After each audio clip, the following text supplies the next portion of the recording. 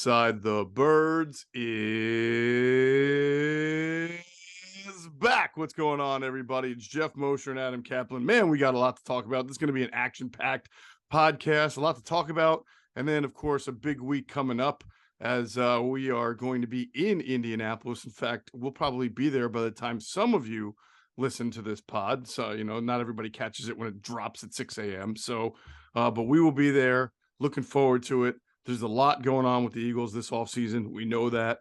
The draft we don't typically get to until after the combine, but the draft is gonna take on, and Howie Roseman even alluded to this already, right, Adam? He basically said, look, we knew what kind of roster we had this year, and we knew we're not gonna be able to keep everybody, and he automatically, it's like the one thing Howie kind of talked about with some sort of energy in that last podcast, last press conference, talking about comp picks and how many picks that they have in this draft and the next ones that will be coming up. So it's I look forward to this.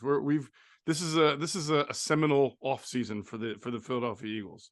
Boy, did he get excited as soon as it seemed like he I don't know what it was, whether he had lack energy, he was tired, lack of sleep, just worn out from the Super Bowl week and who knows. All of the but above. As soon as he talked about comp picks, we're gonna have a lot of comp picks next year. I'm like, oh, okay, that means you're gonna let some guys walk. Well, we knew that, but he kind of outlined it. I thought that was interesting.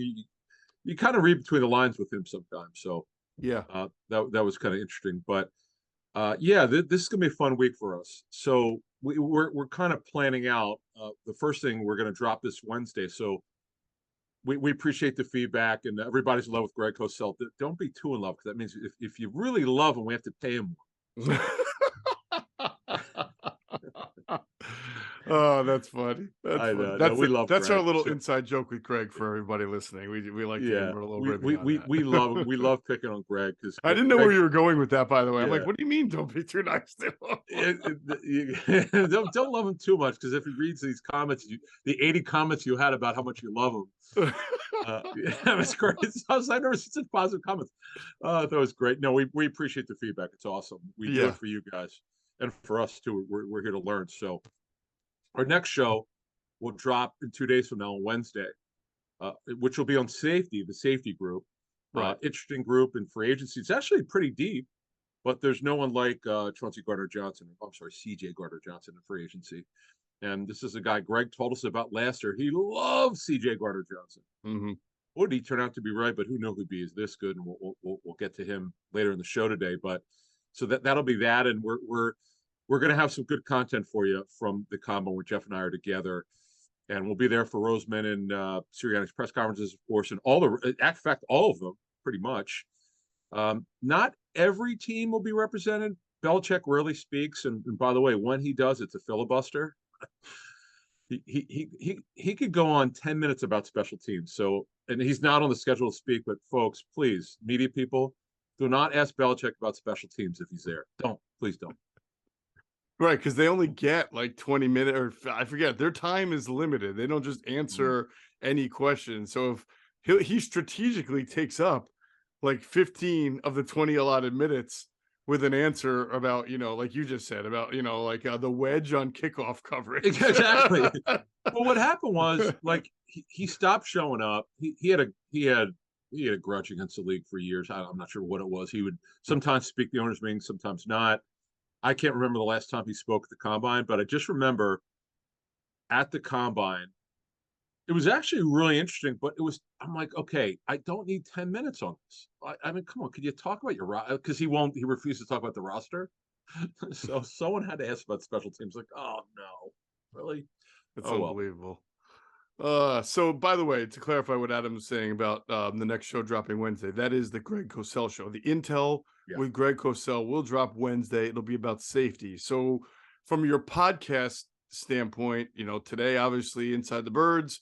Wednesday, you'll get the Intel with Greg Cosell on safeties. Thursday will be our next Inside the Birds podcast, and that'll be a really good one because it'll be from Indianapolis. We'll do it together there.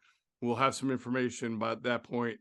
And then the following one that will come out on Monday morning, I would think is going to be even juicier because the combine will be over, and we'll do, right going to lead right into free agency, and there's just going to be a lot of sort of nugget packed podcasts coming your ton way. of them.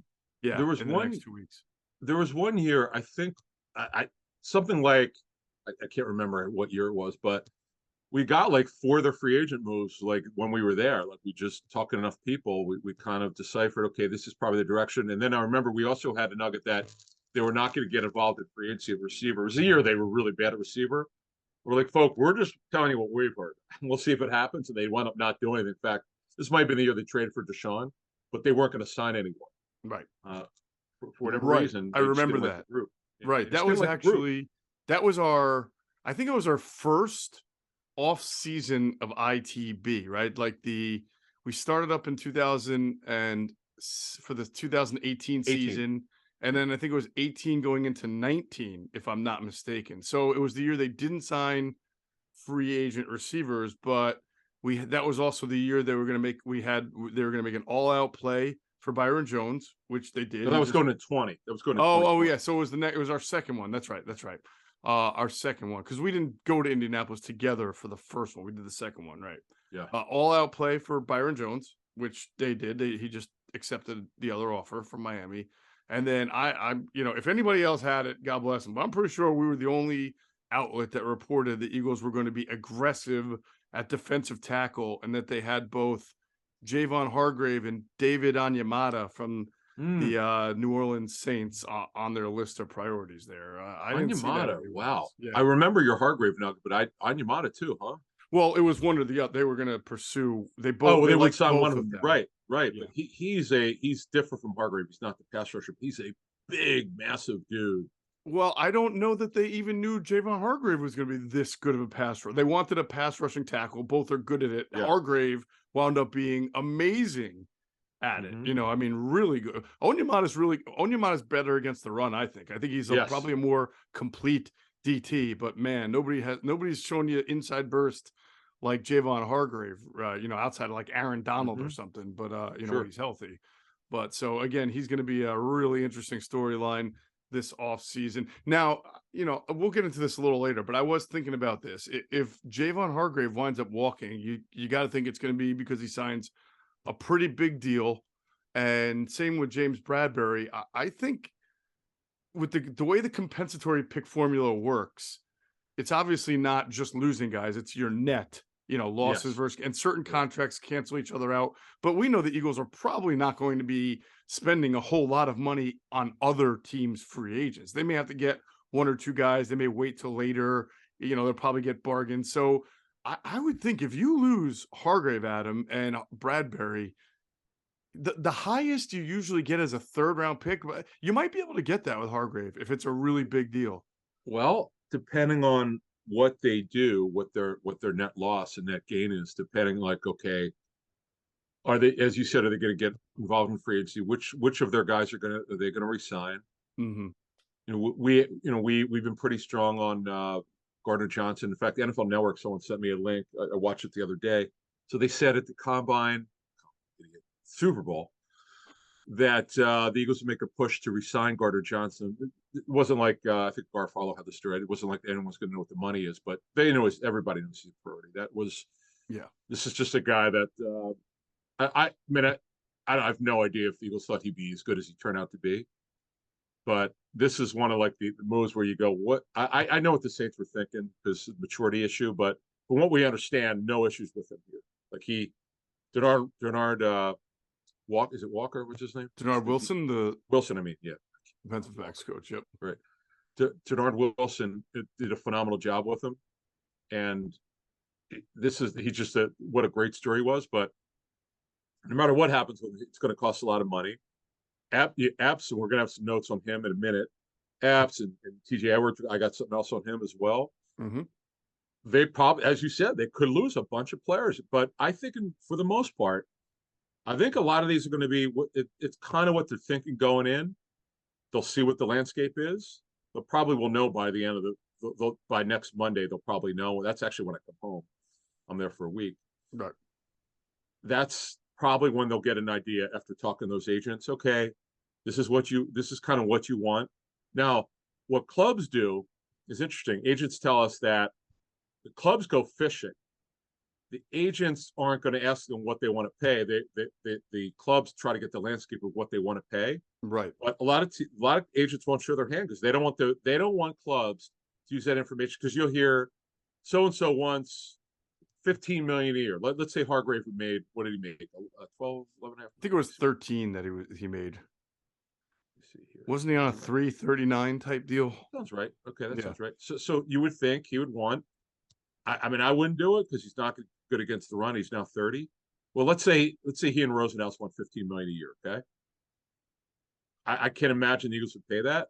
We'll learn more over this next week. It's funny because there are some some projection sites, pretty credible ones, that even thinking he's going to get more than that. I saw more than 15. I saw 30? 3 years at 59 or something like that, or 60 by one. Just under 20. He's not that good. I'm with you on that. I'm not saying I think it's going to happen, but again, nobody thought Christian Kirk was going to get 20 million a year either. I know.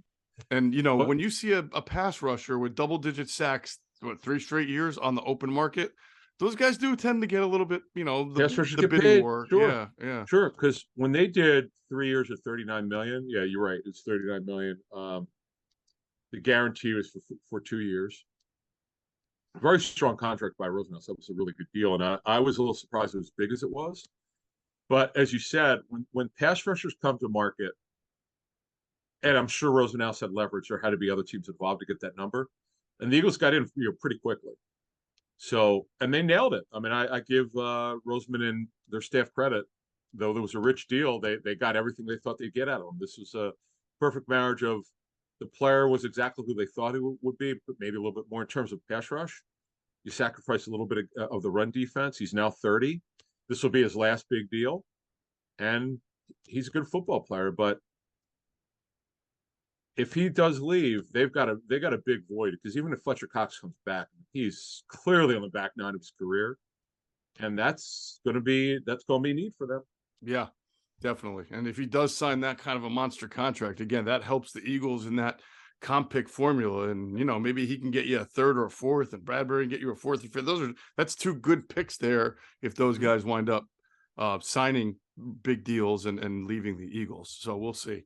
Actually, I'm going to try to get, while we're out there, like sort of ideas on. I know how the comp pick formula is done, but it's still complicated. And maybe just getting some expert opinion on, let's say he signs this deal, what would that get in return? Because that's interesting information to be able to get. We'll look for that. Your power rankings, your final power rankings are up on InsideTheBirds.com. And by the way, if you guys noticed, I hope you have, InsideTheBirds.com is going to have more traffic on it. We're working on just giving our readers and viewers of InsideTheBirds.com even more content. Adam's going to do his free agency rankings as we get closer to free agency. We'll have that up there. Andrew DeCecco has been doing a Stay or Go series that's been on InsideTheBirds.com. He's going to do some coverage. He's not going to be in Indianapolis, but he's going to be following the press conferences, doing stuff from there. And we're going to be just putting up, I did something on Daniel Jeremiah's press conference and what he said about, I asked Adam about Jordan Davis, if a year later he felt any differently or how he was being used. He had some concerns, but he still said he was bullish on Jordan Davis becoming a good player. So we'll see that out. He sort of mentioned how Quinnen Williams didn't have a very good first year either, and how it's not surprisingly for interior defensive tackles to really struggle a little bit year one. So, but we know that there are there's other stuff just besides, technique going on. He needs to get schooled. He has to get his weight and conditioning and everything in order to start. So it's a big series. I mean, a big step for him. And again, InsideTheBirds.com, we're trying to do as much coverage and get it up on the website for you as possible. And of course, while we're out in Indianapolis, we'll be working on getting some videos and podcasts and perhaps another live stream for our Patreon subscribers. So if you want in on that, it's patreon.com/InsideTheBirds. And if you are already a subscriber, be on the lookout. We will be getting you as much content as we can while we're out there. All right. We are going to talk. You wanted to do this, and I think it's a really good idea. We wanted to, before we get into some of we're going to finish off our roster review series and look at the defense, which is a a lot different than we did with the Yeah. offense. But we wanted to go through the schedule. It's not technically out yet as far as who they're playing on what week, but we know who they are playing. And there were some pretty interesting observations, Adam, we made about this schedule. I mean, it's, if 2022 was a little bit of a cakewalk from a schedule standpoint for the Eagles, 2023 probably won't be. And we know that there are a lot of teams that are going to be playing who just made the playoffs this past year. Sure. And things look at strengths of schedule. I always base my strengths of schedule on what the teams look like this going forward after free agency, after the draft, after coaching changes. Because so much changes from year to year. But the way they look now, there's certain things you definitely know. You definitely know that the Eagles' home schedule, about Washington, Dallas, and the Giants, but you know that Jonathan Gannon, the Cardinals, they're in a rebuild. Kyler Murray, we don't know when the game is going to be, but he may not even be ready early in the season. Michael Bidwell, their owner, said he definitely thinks he'll be available for the midseason, but when exactly he'll be available, they don't know. The Niners are coming in for the third straight year versus second start in 21, I think. Yeah. With that odd score, whatever it was, 17-9 or something. And then obviously what happened with him coming here. So this in the playoffs, so they'll face him the third straight year and a third straight time here in Philly. So 3 in a row here. Then Josh Allen and the Bills are coming to Philly. When is the last time the Bills played here? Oh man, well, it had to be 8 years ago, right? I just can't really visualize the game. Like I don't remember who started at quarterback. Yeah. I usually have that kind of recall too, but let's see, 2000, that would be 2014 season, right? 8 years ago, 9, 10, 11, 2015 season. So that would be Chip Kelly's last year. Correct. Was it Ryan Fitzpatrick? No, he wasn't with Buffalo at the time. I think he was with the Jets. All right, you want to know who the Eagles played when they played the Bills? They played the Bills in Week 14 in Philly. Is Kyle Orton the quarterback? It's Tyrod. Tyrod Taylor. Of course, Tyrod Taylor. Yeah. Oh, ready for this one? Oh, okay, folks. You're gonna love this one. Oh, this guy was a very good college back. He didn't do much in the NFL. So LaShawn was there. LaShawn McCoy was their starter, but Mike Gillislee scored. Remember Mike Gillislee? Only because you just said his name. That's it. I would have never. Those somebody on Twitter always says like name a random running back and it gets like 1,000. That's a good one. You could have given me 3,000 random running backs and I would have not picked Mike Gillislee. That's incredible. What was the score of that game? Do you have that in front of you? It was 23-20. Eagles won. They were never behind in the game. Wow, talk about a nondescript game. Chris Hogan was still with the Bills before he went to the Patriots. I was just trying to think who was their best target. It couldn't have been Chris Hogan. Bob Woods, who just got cut. Bobby Trees. 5 for 106. And then Sammy Watkins. This guy won't go away. Oh my God. Like the thing that wouldn't leave. 5 for 81 and a touchdown. The only touchdown they scored in the air. And okay, guess the starting quarterback for the Eagles in this 2015 year. If it was late that year, it was probably no, not Mark Sanchez. It was so Sam Bradford started the year. Oh man, how did I not? I don't remember this game at all. Who was Sam Bradford's backup the final year? He started. Was it Mark Sanchez? No, it was Bradford. Oh, it was Bradford. Okay. But this is how much I don't remember this game. Josh Huff had 2 catches. I mean, goodness gracious. Oh wow. Crazy. Here you go. One of my favorite all-time Eagle names. Siri Ajira Tutu. Or no, Seyi Ajira Tutu. What, who? Aziz Shatu? Seyi Ajira Tutu, who was a former tall receiver, special teams receiver for the Chargers. Uh-huh. And Seyi, yes. Yes, I remember him now. That's right. He was an Eagle. I forgot about that.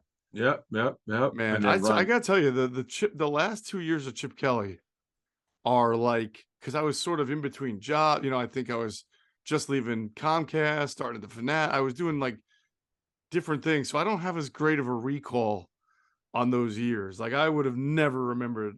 I remember him. He was with the Chargers. Yeah, Yeah. yeah. Wow, that's so funny. One more for you. Who is the Eagles kicker? Caleb Sturgis. You nailed it. I was going to say, That I can remember. think of a rally in North Dakota, or wherever the hell it is, the Sturgis rally. Yeah, yeah, yeah. No, it's like a motorcycle thing, right? Yeah, right. Yeah. Yeah. Motorcycle and whatever. So what you just said though, I think this is where it benefits the Eagles from a scheduling standpoint. I would say at least two of their three toughest games next year, non-conference, non-division games, are home, and that's San Francisco and Buffalo. They got to play Kansas City. That's on the road. That's their toughest game on the schedule. But I would rank Buffalo and San Francisco, or San Francisco, Buffalo, whatever, numbers 2, number 3, and at least you get them at home. In fact, look at these 5 non-division games at home. Arizona, San Francisco, Buffalo, Miami, Minnesota. 4 of those 5 teams made the playoffs last year. The only one that didn't was Arizona. And, everybody's probably amped up for that game because you get to give Jonathan Gannon a piece of your mind. He'll be booed. This is a good home schedule for the season ticket holder. This is pretty good. Yeah. And now with Tua comes in. I understand he's got an injury history, but got to face Tyreek Hill. Yeah. And that great group of receivers. Yep. And then Minnesota with Kirk Cousins, he'll definitely be their quarterback. Well, they've got a new defense under Brian Flores. And then the away games, you mentioned, of course, Kansas City. The Jets, they could have Aaron Rodgers or Derek Carr. Wow. Rodgers is number 1 for them. We'll see how Bill O'Brien does with Mac Jones. We'll see how Matthew Stafford comes back from his neck injury. Geno Smith, the Seahawks have every intention to keep him. And then the Brady-less Bucks away as well. Is that going to be the Blake Bortles led Bucks? Oh, well, he retired. No, it's that's right. Kyle Trask. Oh, that's right. Kyle Trask. That's interesting because of Brian Johnson's connection to Kyle Trask. Oh, that's right. University of Florida. Yeah, good point. Yeah, so that's pretty interesting. So the away schedule, theoretically, you want to say lighter, but not really if Aaron Rodgers on the Jets, because the Chiefs Jets would be pretty difficult. Now the Rams could bounce back. I know everybody thinks that they're done because they have no picks, but if Stafford stays healthy and Aaron Donald comes back healthy, I think they're pretty formidable still. They had a bad Super Bowl hangover year last year, but they could be back. But yeah, Seattle, they were tough, and then going to Seattle is always difficult. So this is not an easy schedule. I mean, it's on paper. It's not right. Everything can change, injuries, but compared to last year, when you just saw that schedule and just felt like if the Eagles would be 45% better than the year before, then they would probably win most of those games. And they wound up being like 65% better than anybody could have imagined. Yeah. It's won every game except for one that Jalen Hurts started. So that was impressive. Yeah. Look, it's a fun schedule. I just wanted to make sure we talked about that because we forgot. After the Super Bowl, that's one thing. It was on our agenda. We just totally forgot about it. So there you go. It's a daunting schedule based on the way the teams look now with their new coaching staffs, roster. I know the Niners have an issue at quarterback, no question. Everybody's returning from Miami on offense. Minnesota's got Justin Jefferson, Dalvin Cook. Kansas City, you know about. Jets, again, if they add a quarterback, they're stronger tight end receiver. Mm-hmm. Great defense. Sauce Gardner into the group. Seattle, those really good receivers. We know what Metcalf could do to Slay. He's done it before. And the Bucks are super deep at receiver, but they just don't have a quarterback. So, we don't know about Kyle Trask, but overall, you're right. On paper, it's a much harder schedule. Definitely. And, hey, look, we didn't even talk about the division, right? So New York's a better team. They're going to have a lot of money to spend. Washington just brought in Eric Bieniemy. I watched his press conference, very fired up. So they're clearly going to get that running game. It's not just going to be that it's a running game. It's going to be a diversified Andy Reid stuff, the type of running game the Eagles just saw and didn't fare very well against in the playoffs, or in the Super Bowl. So that team's going to do what they have to do. And of course, Dallas Cowboys, they've got some issues to figure out, but they still have a good 53 and they'll be formidable. So next year, man, it's going to be, I'm not, listen, you never know how things are going to go. Would not surprise me if in September, this team's like started off a little like they're 3-2 or 4-3 and everybody's all panicked and everything, like, oh, how come they're not doing better? And then, as the season goes on, they get their legs. That's usually the way it goes when you lose the Super Bowl. You kind of get that hangover for the next month or the first month of the next season. Remember the Falcons when they blew that lead to the Patriots?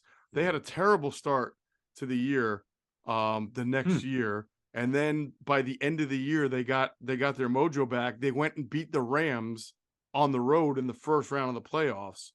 All right. They went on the road and won that game, and that earned them a trip here to Philly for the divisional round, which they literally could have stole if that last play had gone a different way. Sure. So that's kind of typically how things start when you lose the Super Bowl, but you never know. I'm just looking forward to seeing what the Eagles do this offseason and see what the roster looks like. Yeah. Who they resign, who walks, what kind of deals they get. And then as we get towards the draft, because the whole deal with free agency is, okay, you go through the top part of free agency, and then that sets up your needs heading into the draft. Yep. That's how, or of course, our friend Bill Polian, he didn't care about free agency. It was like, okay, here's our needs going into the draft. They kind of ignored free agency other than signing Adam Vinatieri away from the Patriots. Burger McFarland from the Bucks, but that's for Tony Dungy. But he just felt like you built for the draft, not through free agency. And the Eagles, I got to give Harry Roseman credit. He does a really good job of mixing it up. Yes, in 2020 was a disaster. 17 was somewhat of a disaster. But when he gets it right, he does a tremendous job of mixing both. And it's hard to argue with his success over the last 2 years. It is definitely. All right, we got to talk about the Eagles going to the Combine this week, missing some very significant personnel. And we'll get into that in a second. First, we just want to pause for a word from some of our great sponsors.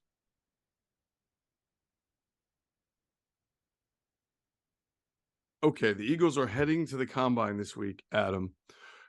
We're still without a officially named offensive coordinator and an officially named defensive coordinator and an officially named inside linebackers coach. And then, of course, also the defensive quality control coach that they lost to the Miami Dolphins, which, that's not the biggest deal in the world. But the bottom line is they've got positions to fill and they're headed to Combine without these guys. So do you find that to be, are you a little surprised?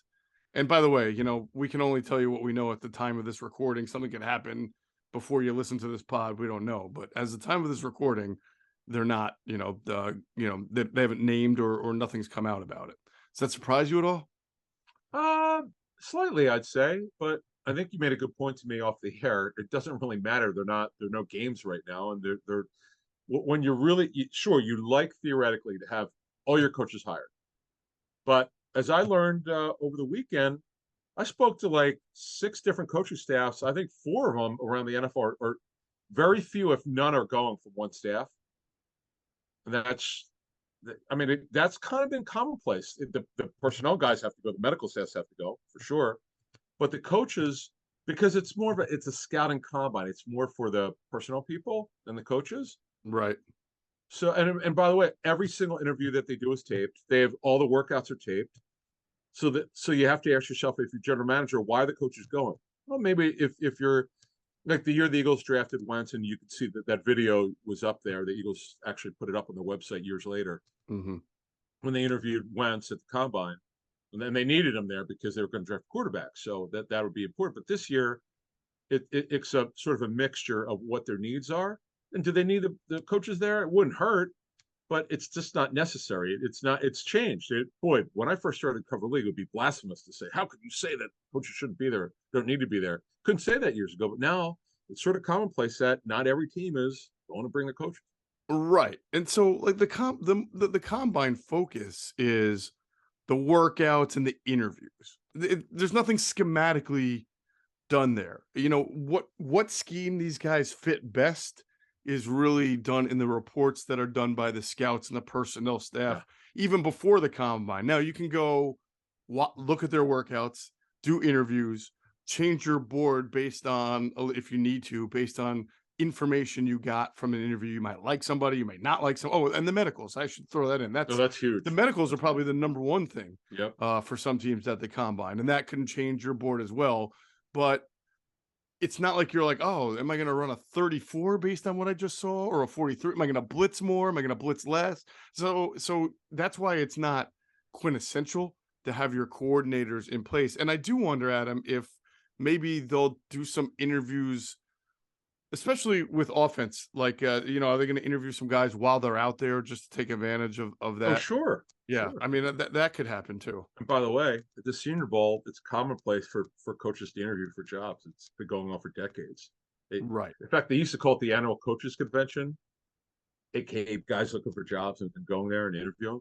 Hmm. GMs have got jobs there. I've actually seen the GM interview done one time, Senior Right. Bowl. But yeah, it's a slight surprise, as we noted last week through a coaching agent. Most, if not all, the interviews were done by Zoom, and then the finalists are supposed to have in-person interviews, and then hopefully they come to conclusion of who the guy would be to start the week. Now, as you said, it could be today's Monday morning, it could be in the next 24 hours. Who knows? They're going to Hmm. have a D coordinator, folks. Don't worry about it. It's not a big deal. It's just not commonplace to not have a coordinator. To not have position coaches is absolutely commonplace. So Like this happens with every team that have new right, staffs or investments in staffs, but not to have a definitely. coordinator is a little surprising. But again, they have a plan. They interviewed a bunch of coaches. Vance Joseph, I understand, had a very good interview, but he got the Broncos DC job, and he wasn't going to wait on the Eagles to make a decision. He took the job that was offered to him. Hmm. So you get that, and that's that. Yeah. So, the names of the people who've interviewed are pretty much out there. One thing we've heard was, and I know there was some sort of, I don't know if you want to call it speculation or opining from people, that when the Eagles interviewed the Georgia defensive coordinator, uh, his name is Glenn Schumann, right? Glenn Yes. Schumann, that it was like getting intel on a rising coach, or sort of getting intel on how the Eagles would best use Jordan Davis and Nakobe Dean. I saw that suggested as well. Like maybe they're just trying to tap into him to get intel on players that he coached before. But one thing we were told is that no, this was a genuine interest interview with him for the job. It's not just courtesy or intel gathering, and that they were pretty impressed with him in the interview process. So, again, that doesn't mean anybody else is being ruled out or he was any better than somebody. It's just something that we looked into and we heard. That don't dismiss this as just like intel gathering or rising star want to feel him. That it was a legit interview and he was impressive. Oh yeah. By the way, his official title is co-defensive coordinator / inside linebackers coach. Will Muschamp is the other Right. for Georgia, co-defensive coordinator. So yeah, he's an impressive guy from what we've heard, and we'll see what they do. See what they do. And by the way, Georgia runs a hybrid scheme. So if for some reason he surprised us, and actually, look, the guy's pretty. He's been in Georgia for a while. He's a pretty talented coach. And Denard Wilson is a guy that they obviously is interviewed for it, and the Eagles know very well. And we'll see what happens to this situation. They interviewed enough people. It's just they have to come to a conclusion, and that way, once they name the guy, it's got to be this week. I think it's sometime before the end of the week. If it's not Denard Wilson, we'll and it's one of the names that everyone's known about. We'll get information on his background, what type of scheme he has experience in, and that'll help us kind of decide if there will be any adjustments to the Eagles front. One thing I want to tell our listeners that I'm working on, I reached out to someone in the league office to get clarity. In 2021, there was a change to the Rooney Rule that it required that every team interviews at least 2 external minority candidates for a head coaching job and 1 external minority candidate for a coordinator job. When I say it's either minority or female for a coordinator job. And then they also added the senior level executive to that as well. And in 2022, they added quarterbacks coach to after the spring meetings to that too. So if you have an open quarterbacks coach position, you also have to do an interview with a minority or female candidate for that spot. Now, what I'm working on clarity in is if you're already planning to promote a minority or female candidate to that position, do you still have to interview from the outside? Because as we've been saying and reporting, The Eagles were telling people not to bother on Brian Johnson. Don't put a slip in because he's going to be our next OC. That's what they were telling teams. And by the way, no one's put a slip. You notice there's been no reports on Right. any slips turned in because this is, everybody knows, not a secret, that Johnson's got the job. Right. So, I mean, why would people waste their time doing it when they know that the Eagles are promoting him? So, 100%. But I just want to figure out, do the Eagles still have to interview a minority candidate from the outside? Because by letter of the law, what I just read from their revision, you would still have to do it. But it doesn't it does not clarify whether you have to do it if you're promoting someone in-house who is a minority candidate. So I think that's an important distinction with the case we have here. So I've reached out to someone in the league, and heck, I might get an answer in the middle of this podcast. And if I do, I'll let you know. But we'll see, because we haven't seen any report. We don't have any reports. You haven't seen any reports of the Eagles interviewing. Just like you said, people aren't wasting their time interviewing Brian Johnson. The Eagles haven't wasted any time interviewing, to our knowledge, anybody for that job either. So maybe they don't have to, because they're promoting Brian Johnson. Well, I'm sure Johnson got an interview. I'm sure they. Well, that's what I meant externally. Yeah. Oh, sure. Yeah. From the outside, yeah. So that would be that. So yeah, nothing definitive yet on the defense coordinator search. In fact, so it's linebackers, it's D coordinator, defensive quality control. We know what OC is. We'll go with that they're filling Johnson, obviously. Right. But is there anything else I cannot believe Steichen isn't taking anyone. I'm surprised about that as well. And I'm a little surprised. Has Jonathan Gannon filled out his staff yet? Fully, he hasn't announced it yet, because they were trickling in late last week. There were still some guys being hired. Right. But obviously Rollis, we should mention Nick Rollis, the linebackers coach. Yes, he's the inside linebackers coach. Right. So he does not have a defensive line coach yet, I believe. Okay. So, and he does not. He does have a linebackers coach, and he has a corners and safeties coach. But I find it sort of interesting that he does not have a defensive line coach yet. And we do know that he has a rapport with Tracy Rocker going back to their days in Tennessee. Correct. So I'm not saying I'm only bringing this up because of that, right? Because he doesn't have a D-line coach, and that we knew, just like he was connected with Nick Rollis, he was connected previously with Tracy Rocker. So now they could block him, obviously, because it's the same job, and only for a coordinator job. Now, do we know if teams are getting away with it? Like, for instance, if passing game coordinator would be better than a position coach. So do we know that they can't, if a team try to hire a guy away to be a defensive pass game coordinator, you see that's another thing now. Pass game coordinator defense. Right. Well, it's a coordinator job, and it's not a position coach, so I guess they can't block him. Right. And I also, he did hire a special teams coordinator Jeff Rogers, who has the title of assistant head coach. So that he wouldn't be able to give to someone that he brought in laterally from another team. But maybe, like you said, I do not see run game coordinator from either his linebackers coach or corner. It wouldn't be a corners or a safeties coach, probably. He has a defensive assistant, but I think that's more of a low level, if I'm not mistaken.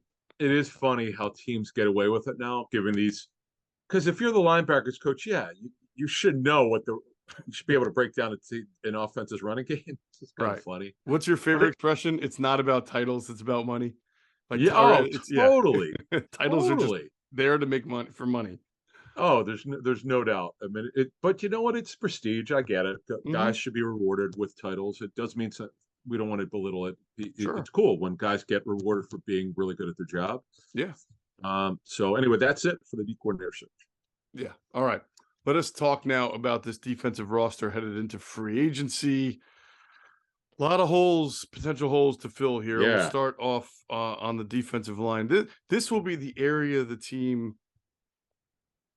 I was going to say that will probably look the most different next year, but they really might lose both their linebackers, right? I mean, Kazir White and DJ Edwards. So I can't really say that. And they could potentially lose.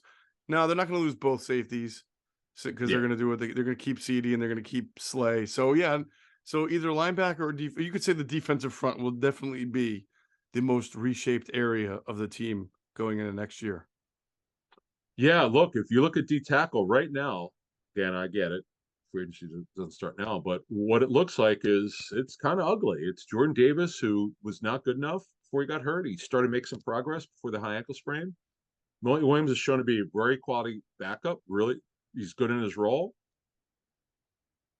Hargrave's up, Cox is up, Sue and Joseph. So they're going to have to add a couple veterans. Now, if that's Cox and one more guy, fine, but they're going to have to do that. So they have 5 guys under contract: Davis, Milton Williams, Tui Pelotu, who got hurt, he had a significant injury. Noah Ellis, who wound up not playing due to maybe a calf injury or something.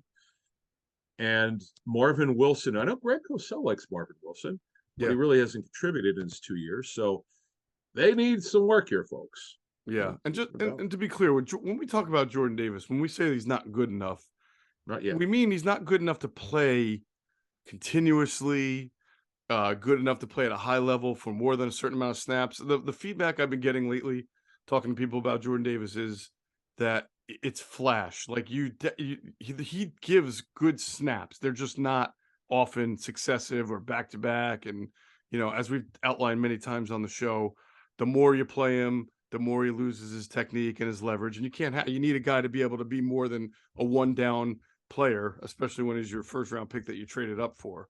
So we're not saying he's a bad, like, he doesn't contribute at all or he doesn't make any good plays. It's just not consistent enough. He clearly has the talent he needs, as Daniel Jeremiah has put, I think, best. He needs to learn his body, learn how to use it, condition it, and learn how to kind of harness everything that he's got athletically into textbook fundamental football as well. Can't just rely on your athleticism all the time, because as we saw, there's some other pretty good athletes on the offensive line that had him blocked up pretty well when they figured him out or where he got high in his pads. So he can make plays. We know it's there. It's just got to be developed, and OTAs are going to be huge for him. Yeah, in fact, he got 2 things. He got stood up because of technique, and getting stood up is not good. You'll see how high he is. Mm-hmm.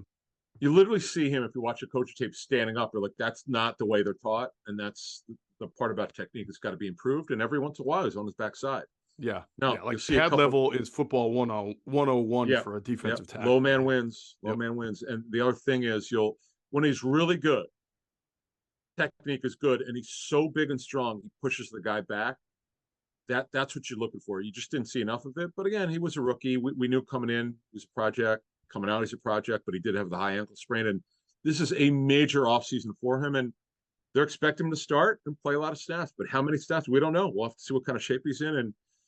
And he did a good job of keeping his weight down after the high ankle sprain. He did lose some weight, but that doesn't mean you're in great condition. This is the NFL. This isn't college football. So he's got a challenge with offseason. Yeah, I mean, like, even when this guy loses weight, he's still an enormous human being.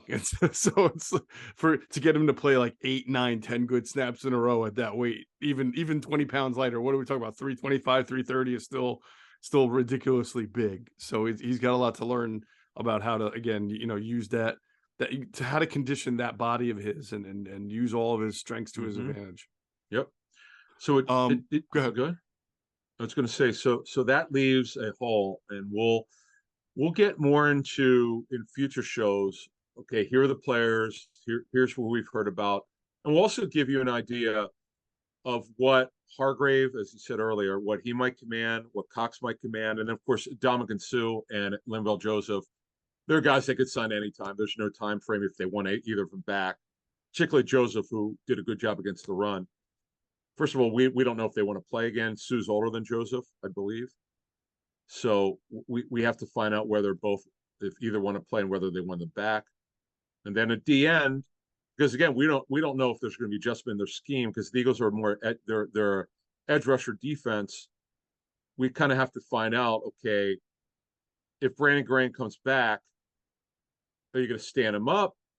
Which he has done, but he's more of a short edge rusher this year. It's kind of helped him in his short, and the way he was rotated in, just mostly played DN. But under contract right now are Sweat, Barnett coming back from the ACL. This will be the last year's deal. Janoris Robinson didn't wind up playing if they got him from the Vikings. And he's back again. Is this his 4th year, Matt Leo? I don't know, but I joked with Andrew DeCecco the other day because he was writing a Stay or Go series, and he wrote about how this might be the end of the Matt Leo era. And I was like, I can't even believe there is a Matt Leo era. He's never even played a game. 30 years. He was 26 when they signed him with the international exemption, and he's now 30 years old, man. Yeah, unbelievable. That's funny. So, I mean, clearly the Eagles will need. I mean, even if Brandon comes back, they're going to need somebody young and developmental. Yep, at the end. I have Janoris Robinson, as you mentioned. But you just don't know what you're going to get with him. And Derek Barnett, we'll see what goes on with him. He had that weird contract, so he's owed some money here in year 2. But I guess he's probably going to come to camp with the team, right? Because he's under contract and owed some money. So what's the point of? Do you save anything? You don't save by cutting him, correct? I have to get a hold of his contract. It's the only contract that I do not have a hold of right now. Yeah, he's got an option bonus, but I need to know if it's fully guaranteed, because if it is, on your point, that's a reason to bring him back. Mm-hmm. He had a 4-year void. My goodness gracious. I know.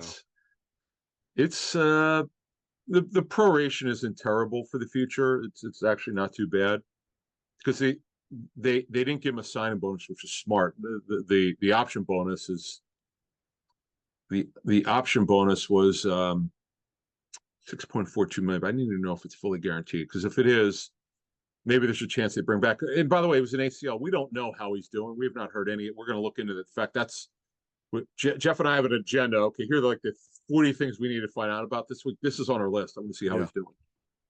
Definitely. All right. Can I play a really quick, fun game with you? And it's you don't have to answer, but it's a really interesting scenario. If the Eagles have a worst case scenario with their veteran defensive tackles and all 4 are not back, or even 3 of the 4 are not back. Oh, very likely. Which is very likely. Yeah, I shouldn't call it a worst case scenario. It's probably likely.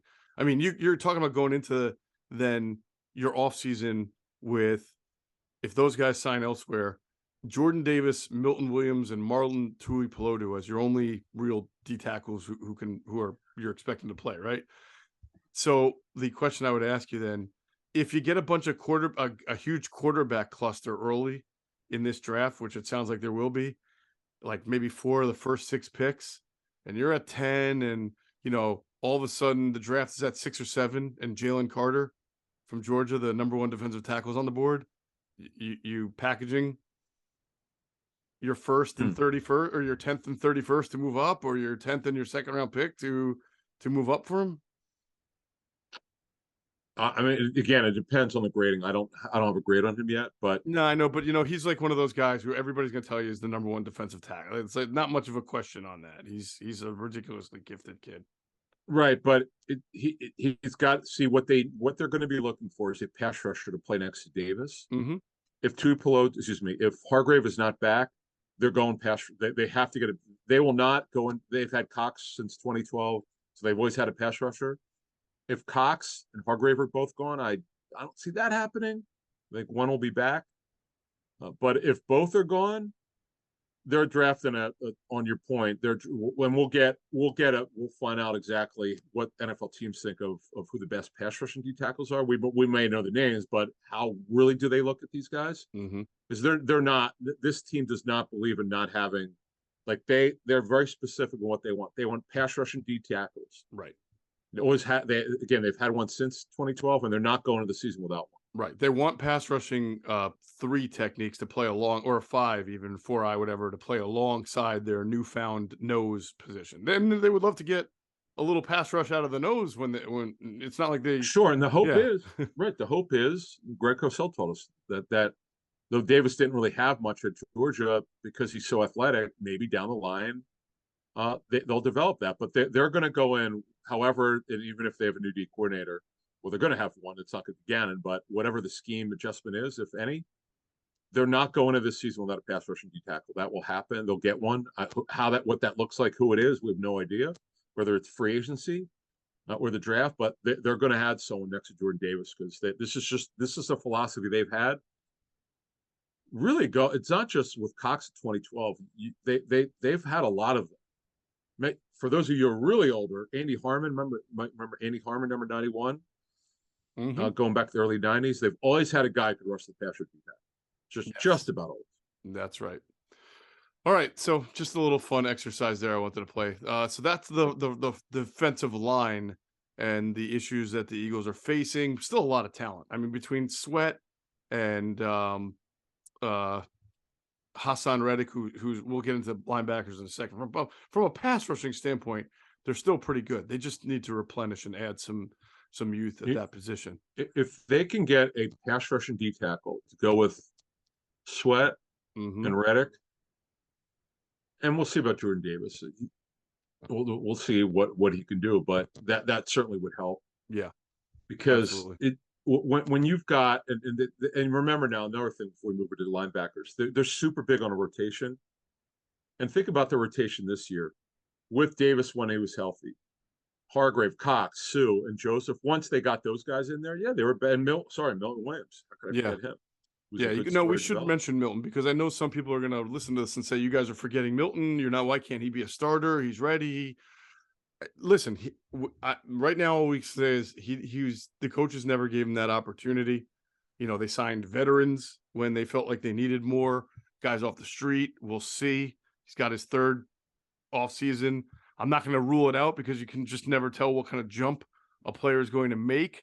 But I'm pretty sure if we asked people right now, do you really see him as a starter who's playing 60% of the snaps, we'd probably get the not quite. You know, when they drafted him, they knew about his short arms, and that would make him difficult to be a full-time sort of dual two-way run stopping / pass rushing tackle. He's been a very good interior burst guy, but I think we've talked about this, right? You worry about how he'd be as a first and second down defensive tackle over the long haul with being a short-armed guy.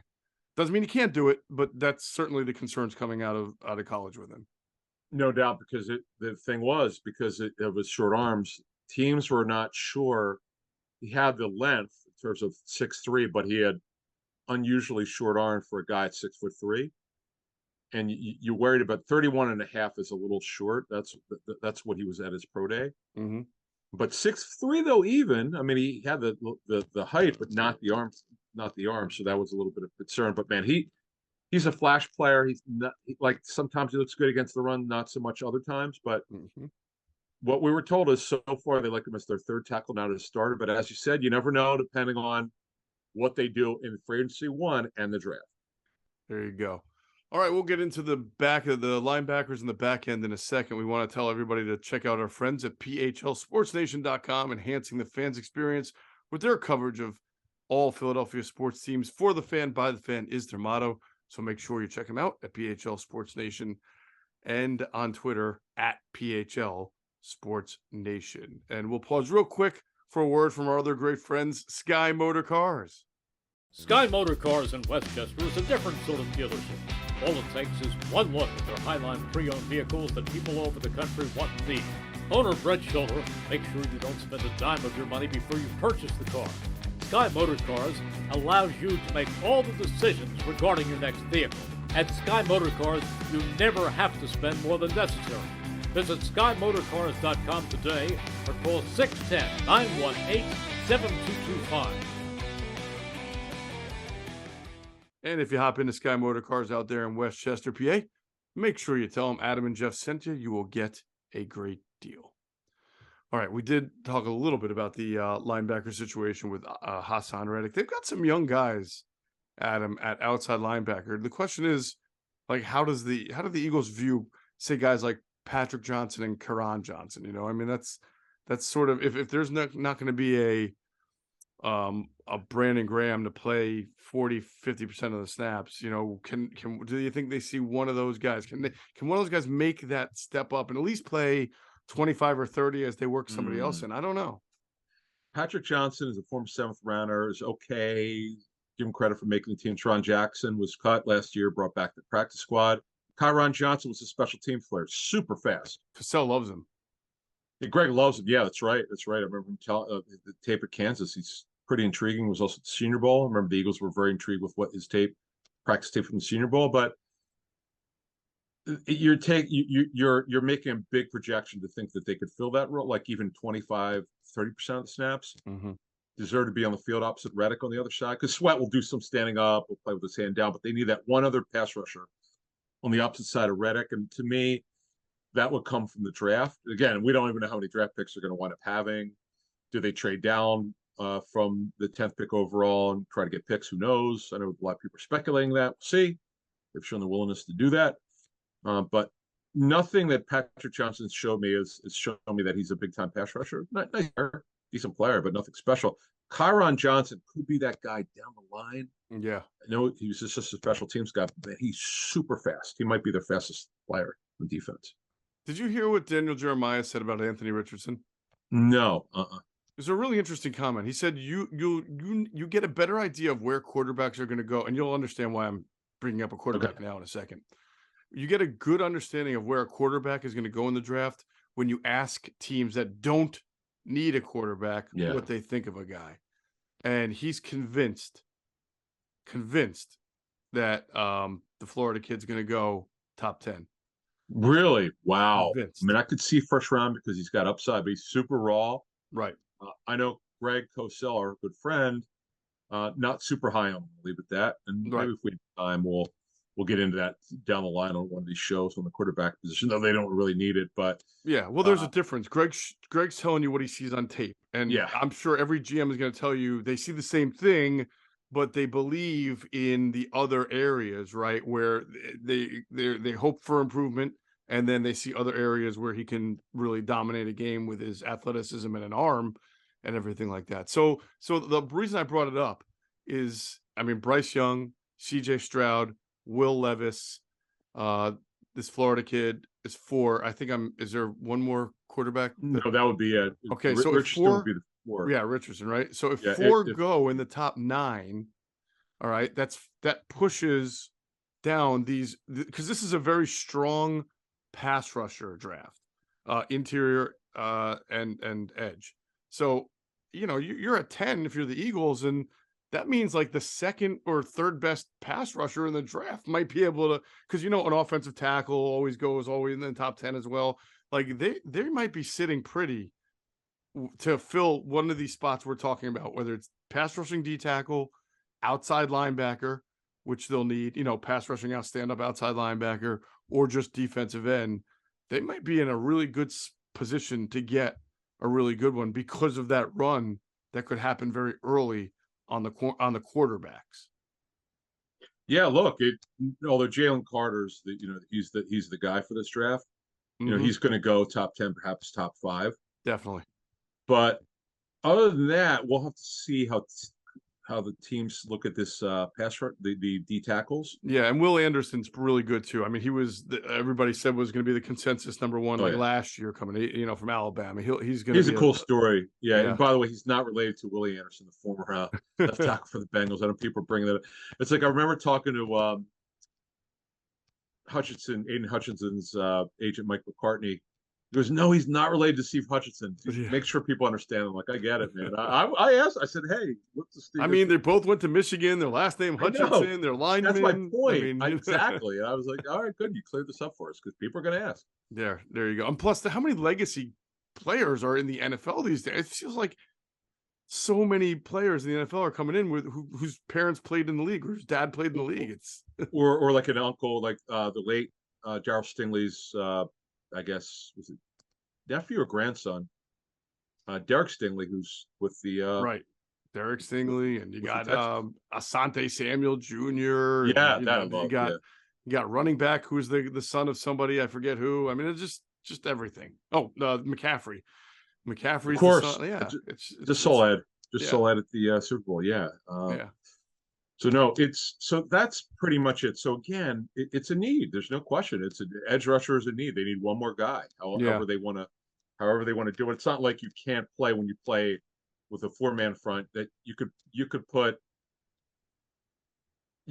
Reddick's hand down, but he's because he's shorter. He's only 6'1".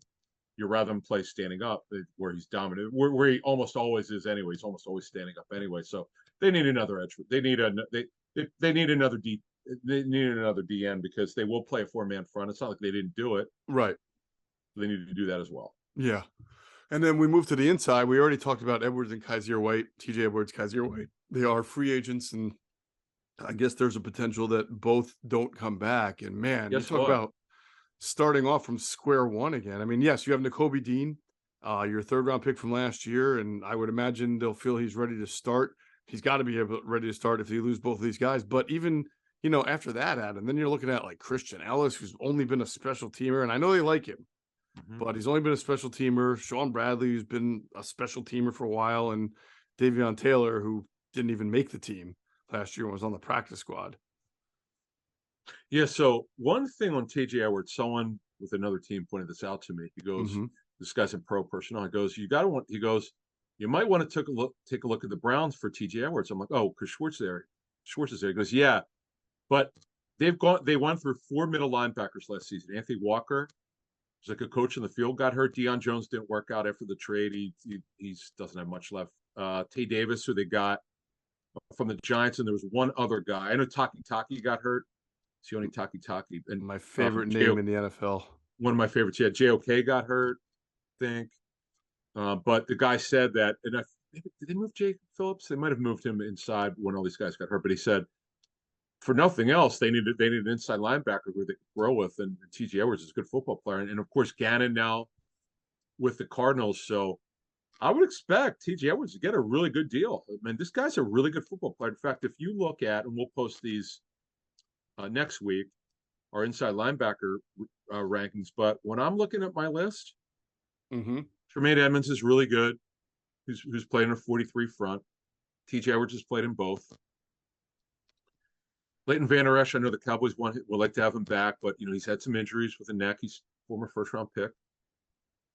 Zach Cunningham got cut. He's a veteran linebacker. David Long's there, but TJ Edwards is a better football player. They're just a bunch of Alex Singleton's out there as a tackling machine. There are a lot of veterans out there. Alex Anzalone, who's got a ton of tackles, but TJ Edwards is such a good player.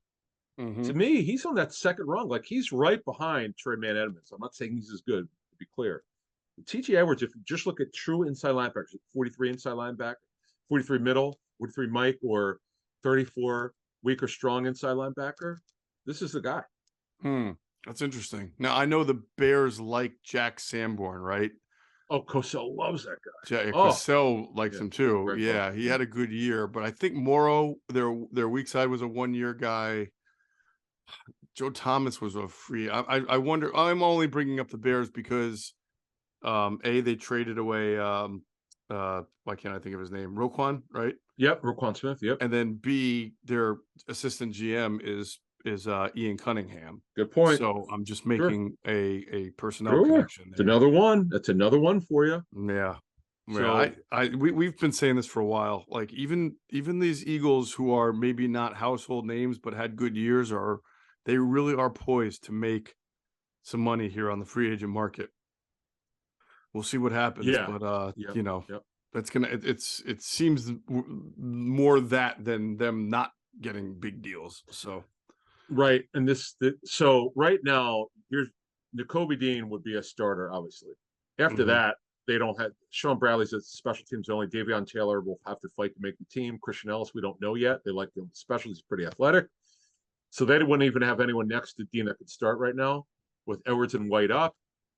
So now the Eagles are not going to draft an inside linebacker early no matter what. They just don't do that. So it could come from free agency. I know people are talking about Bobby Wagner, who has not been released yet, but will be. He turns 33. I haven't really looked into him yet. We'll know more this week. And Wagner definitely is looking for another ring. This would be his 3rd. One 2 years ago with the Rams, and obviously with the Seahawks before that. I would not rule that out. I wouldn't say it's likely because they're not going to spend any money on an inside linebacker. But look, if the guy came in cheap, why wouldn't you? And I think he's his own agent. If not, at last check, he represents himself. Right.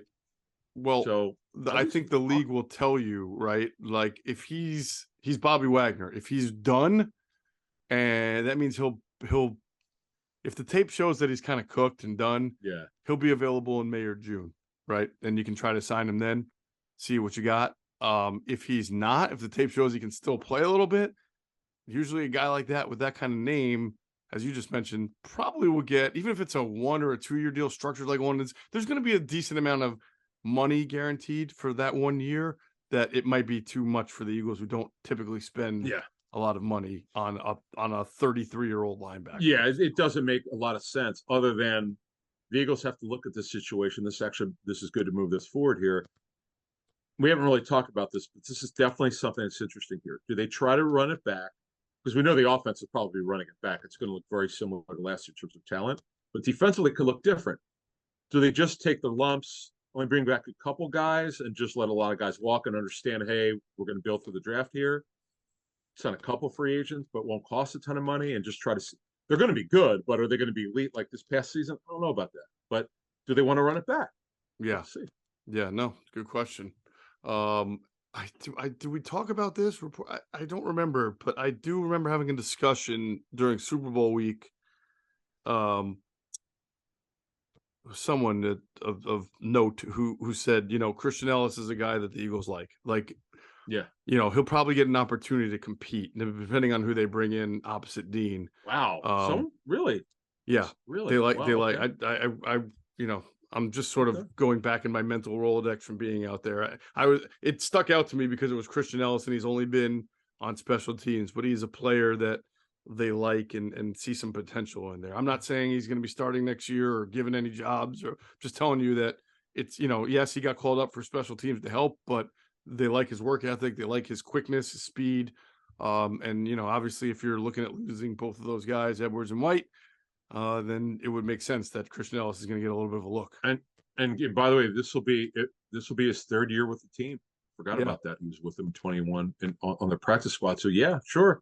There's no question he'll make the team. It's just a matter of what will his role be. Will it only be specials? Will he get some time on defense? We'll have to see. So that would be the ILB. Yeah, that's the ILB group. So let's move on to the back end now. Safety and corner. Another area of transition for this team. Let me tell you something. If we Epps is another one, okay? Epps is going to get a good deal if he makes it to free agency in terms of not resigning before free agency. Mm-hmm. You got Cleveland. You got Schwartz. Now Schwartz really knows him. In fact, he became a player under Schwartz. Okay, we'll see if the Browns make any moves at safety. You got Gannon with the Cardinals. You got, as you mentioned, Ian Cunningham. Now, you said, though, the Cardinals are pretty good at safety, right? Like, they would be... Yeah, they are. I mean, Jalen Thompson signed an extension last year. Buda Baker's making a ton of money. Mm-hmm. Probably. I would say that probably won't happen. Oh, and then, by the way, Brandon Brown is with the Giants, correct? Yes, Brandon Brown. If we forgot to mention that link there, Ooh. Yeah. But they're pretty good at safety, too. But one of them is... Okay, yes. McKinney's a study also, the unfortunate ATV accident, but Julian Love is up. What if he doesn't come back? It's a good one. But don't they have another kid that they were playing? Dane Bellner was a 4th rounder last year. Yeah, he was okay. Yeah. So they don't have any, like Tony Jefferson's up, who's just a journeyman safety. So something to keep an eye on that. You mentioned Ian Cunningham and the Bears. They've got Brisker and they've got they still have Eddie Jackson, who's making a ton of money. They have to make a decision whether they're going to keep him. I assume they would, but right. Just again, I'm not saying if Eddie Jackson stays, then obviously that would eliminate him from there.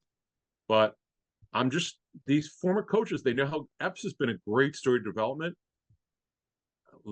What do you call that show? Beware of Poachers or something? Yeah. The headline of the story. Beware That's of Poaching. what it is, man. With all these former coaches with the Eagles and front office guys, and Andy Weidel with Pittsburgh.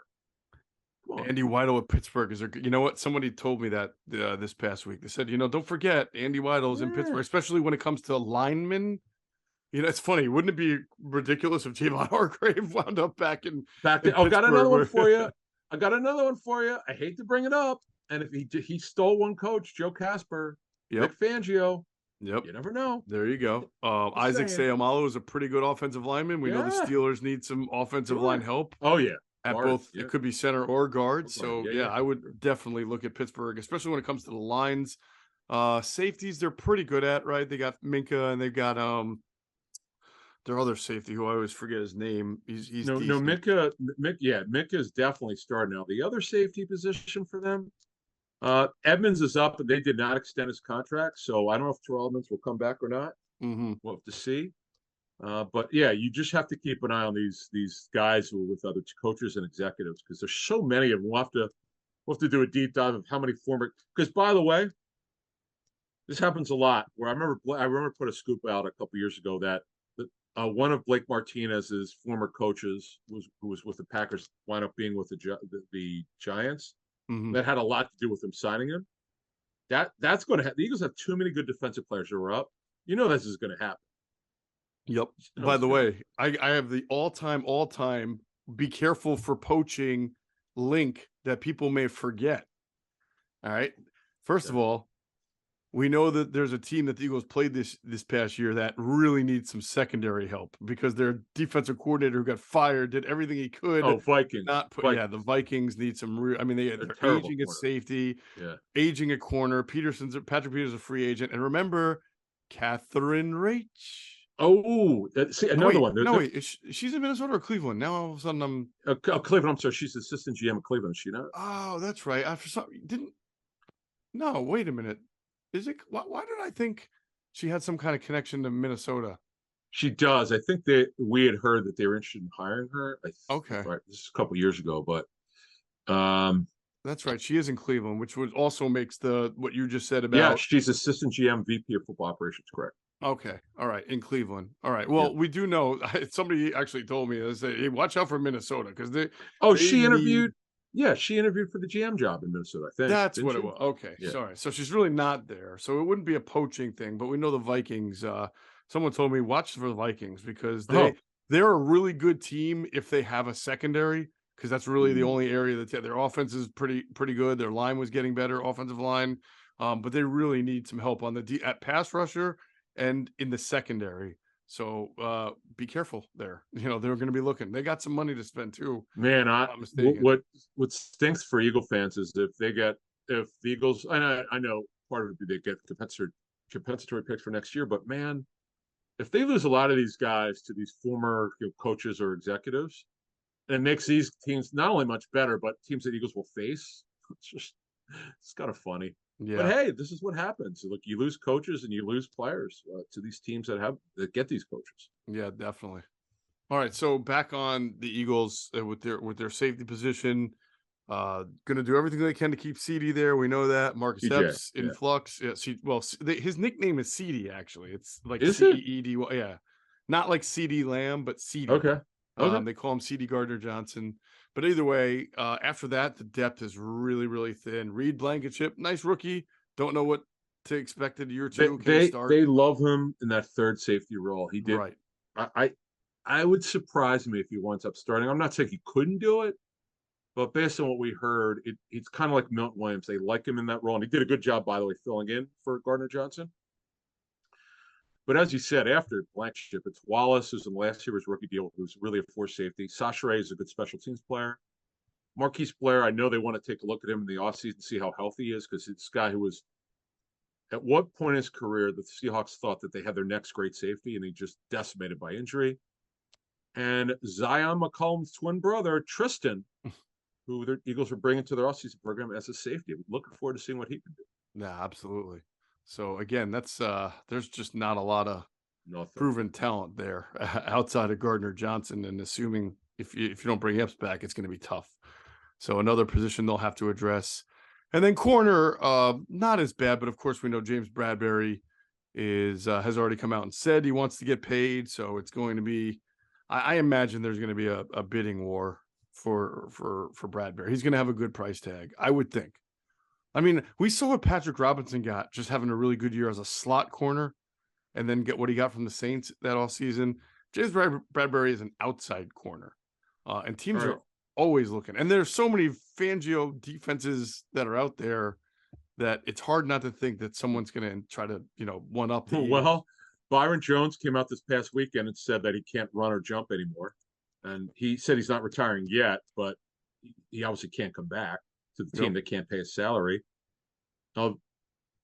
Xavier Howard's one of the starting quarters. They don't know if Igbo Hagani has not done very well. It was a first rounder in 2020. That was a major reach. That has not worked out at all. Kohu was a undrafted free agent, did a good job out of Texas A&M Commerce. But if you want to upgrade, James Bradbury would be that guy, and Fangio was out there. So here are the other corners. Jamel Dean, who we talked about, who Cosell likes. He's a young guy. Byron Murphy, I'm sure the Cardinals will want him back. They have no depth at all. After that, it's Murphy Bunting, who's a slot corner. Rock Yassin, who's a backup corner. He's not a starter anymore. He really did not. He's not been a good pro. Let's call it like it is. Cam Sutton was a decent player. Greg talks about on that show. Bryce Callahan is only a slot corner. Emmanuel Mosley was coming off an ACL injury. Eli Apple was not a consistent player. Shannon Sullivan is a slot corner. Now, honestly, if Bradbury leaves, which I think is a real possibility, and the Eagles, how the heck do they not take a corner if they stay at 10? Well, I think that's why a lot of mock drafts, including Daniel Jeremiah's, has them taking Devin Witherspoon. Oh, yeah, who I've already started doing homework on corners because I'm interested in that position, and I think again we got a lot of ways to go, but there's sort of a love affair for some mock drafts with Christian Gonzalez. But when I speak to personnel people, they like Witherspoon the most. They just think he's the total package. So, but not that Gonzalez is bad. And then, of course, you got Joey Porter Jr. from Penn State and Bruce Branch from Alabama, who's a hybrid type of defensive back, can play multiple positions. People see it as, but that's four good corners. Brian Branch. I'm sorry. Yeah. So that's four good defensive backs that are all probably going to be first rounders there. But Witherspoon is the guy, Adam, that when I have called around so far, people have said the tape shows you that he's the most complete cornerback. He's from Illinois. Right. So right now, to close this out, they need at least one D tackle. You need at least one DN. They need at least one inside linebacker, and that could be re-signing Edwards or see. I don't think Kaiser White's just going to solve anything. TJ Edwards certainly would. And then they need 1 to 2 safeties, even if they get Gardner Johnson back. Unless they change their mind on Blankenship. I know Blankenship's been a great story of development, but unless they think he definitely can start, they're going to need another safety in addition to Gardner Johnson. Mm-hmm. Yeah. And then they need a minimum of one outside corner. They really need 2. Slay turns what, 30? He's 31 now. When does he turn 32? Let me see. They're living dangerously. They've got away with it. Mm-hmm. Yeah, we just turned 32 in October. Oh yeah, in January. They got to get 2 outside corners. They really do. They absolutely do. Now, a lot of people have reached out to us and asked us why we don't consider Josh Jobe a potential starter on the outside next year. I mean, again, there's no one said to us, hey, watch out for him being a starter next year. I mean, of course, he's a player that they liked, and when they signed him as a undrafted free agent, they liked him more than your typical undrafted free agent. But you got a long way to go from there to starter, and especially at corner. Like, yeah, linebacker, we've seen them do that, but that's not a position that they value as much. But corner, when's the last time you saw the Eagles just throw an undrafted free agent corner out there in year 2 to start? That's like intentionally. I mean, he barely played. He was only active for 11 games. Josh Jobe. Mm-hmm. It's just you can't. They don't know anything about him as a player yet. You just can't go in and say this is the guy we think is going to be our number 2 corner or our outside corner next. What has to happen? He's got to make a big jump in OTAs. They got to feel really good about him. And what you like, honestly, I'm not saying this is going to happen, but it would be kind of nice if he pushed Zach McPherson to be that top outside backup corner. Mm-hmm. That'd be great. Yeah, absolutely. All right, man. Combine, here we come. It's going to be a great time. Looking forward to it. Looking forward to doing our pod from there, and just being very active on Twitter and the podcast and the website, and talking to Greg Cosell and everything about everything that's going to happen in the next week or so. That's going to do it for this episode of Inside the Birds, the leading podcast in Eagles intel As always, we thank you for flying with us inside the birds.